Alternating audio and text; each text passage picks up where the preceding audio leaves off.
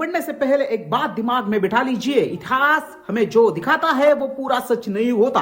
भारत, मिस्र और माया, तीन सभ्यताएं, तीन अलग महाद्वीप, कोई संपर्क नहीं, कोई साधन नहीं, कोई साझा भाषा नहीं, फिर भी इनकी सोच, इनके प्रतीक और इनका ज्ञान इतना मिलता जुलता है कि सवाल खड़ा होना तय है। आज हिडन स्टोरीज ऑफ इंडिया पर हम वही जानने वाले हैं। यह सिर्फ सिमिलरिटी की कहानी नहीं है, यह वो पैटर्न है जो बार बार दोहराता है। समय, मृत्यु, आत्मा और ब्रह्मांड, तीनों सभ्यताएं इन्हें लगभग एक जैसा समझती है। इतिहास कहता है संयोग, लेकिन दिमाग कहता है यहां कुछ तो गड़बड़ है। लेकिन क्या? अब ध्यान दीजिए, यही से दिशा बदलती है। अगर एक सभ्यता ऐसा सोचती तो मान लेते, अगर दो सोचती तो बहस हो सकती थी। लेकिन जब तीन सभ्यताएं एक जैसी बुनियादी सच्चाई पर पहुंचती हैं तो सवाल कैसे नहीं रहता। यह सवाल बन जाता है, आखिर क्यों? भारत में वेद, उपनिषद कहते हैं कि समय सीधा रेखा नहीं है। समय घूमता है, लौटता है, खुद को दोहराता है।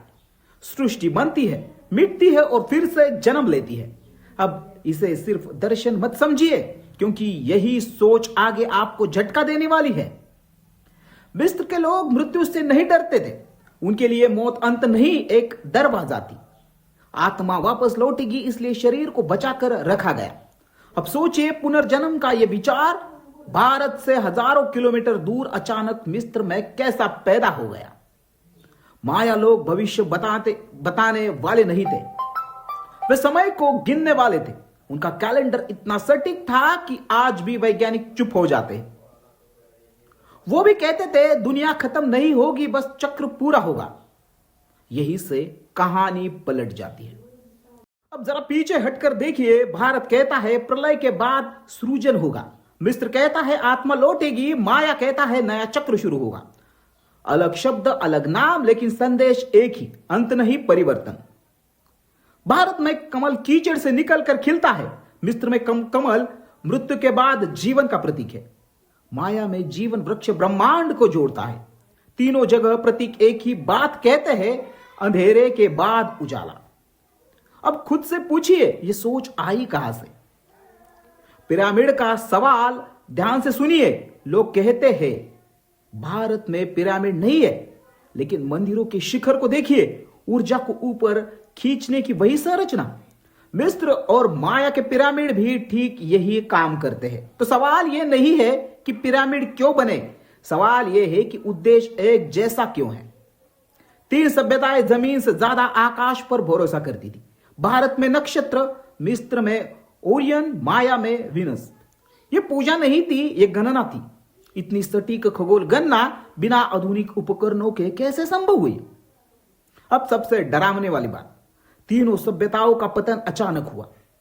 कोई बड़ा युद्ध नहीं, कोई साफ महामारी नहीं, सभ्यताएं बस ढह गई, मानो कोई चेतावनी पूरी हो गई हो या कोई चक्र पूरा हो गया हो। भारत में कहा गया अहंकार विनाश लाता है, मिस्र में देवताओं की नाराजगी का डर, माया में समय के नियम तोड़ने की सजा। तीनों जगह इंसान को सीमा में रहने की चेतावनी।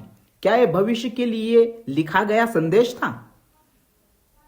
तीनों सभ्यताओं ने ज्ञान को सिर्फ किताबों में नहीं रखा, पत्थरों, मंदिरों और दीवारों पर लिखा। मानो उन्हें पता था कि एक दिन सब कुछ मिट सकता है और सिर्फ संकेत बचेंगे। अगर ये सभ्यताएं जुड़ी नहीं थी तो इतना साझा ज्ञान कैसे? और अगर जुड़ी थी तो इतिहास की किताबें इस बारे में चुप क्यों हैं? क्यों हमें अधूरी कहानी पढ़ाई गई? आधुनिक इतिहास वही मानता है जो तुरंत साबित किया जा सके, लेकिन प्राचीन ज्ञान संकेतों में छुपा होता है। शायद समस्या ये नहीं कि सबूत नहीं है, शायद समस्या ये है कि हमें उन्हें पढ़ना भूल चुके हैं। कुछ विद्वान मानते हैं कि एक प्राचीन वैश्विक ज्ञान परंपरा थी जो अलग अलग जगह अलग अलग नाम से जानी गई। भारत में ऋषि, मिस्र में पुजारी, माया में खगोलज्ञ। यह एलियन थ्योरी नहीं है, यह साजिश नहीं है, यह बस एक ईमानदार सवाल है। क्या मानव इतिहास हम जितना सोचते हैं उससे कई ज्यादा जुड़ा हुआ है? शायद सभ्यताएं नहीं जुड़ी थी, शायद जुड़ी थी इंसानी चेतना। आकाश को देखने वाला इंसान हर जगह एक जैसा सोचता है, डर, जिज्ञासा, खोज। सभ्यताओं से बड़ी चीज है। शायद हम गलत सवाल पूछ रहे। कौन पहले था, शायद यही सवाल है। क्या हम वही ज्ञान दोबारा खोज रहे जो कभी हमसे खो गया था? तो अगली बार जब कोई कहे भारत, मिस्र और माया अलग थे, तो रुकिए, सोचिए, शायद जमीन अलग थी लेकिन नजर आसमान पर एक ही थी। और शायद यही इतिहास का सबसे छुपा हुआ सच है। तो दोस्तों, आज का वीडियो कैसा लगा ये कमेंट करके जरूर बताएं। वीडियो पसंद आया हो तो वीडियो को लाइक करें, कमेंट करें और नए हो तो हिडन स्टोरीज ऑफ इंडिया को जरूर सब्सक्राइब करें। तो दोस्तों, मिलते हैं ऐसे ही इतिहास से जुड़े अगले नए इंटरेस्टिंग टॉपिक के साथ। तब तक के लिए जय हिंद, जय भारत।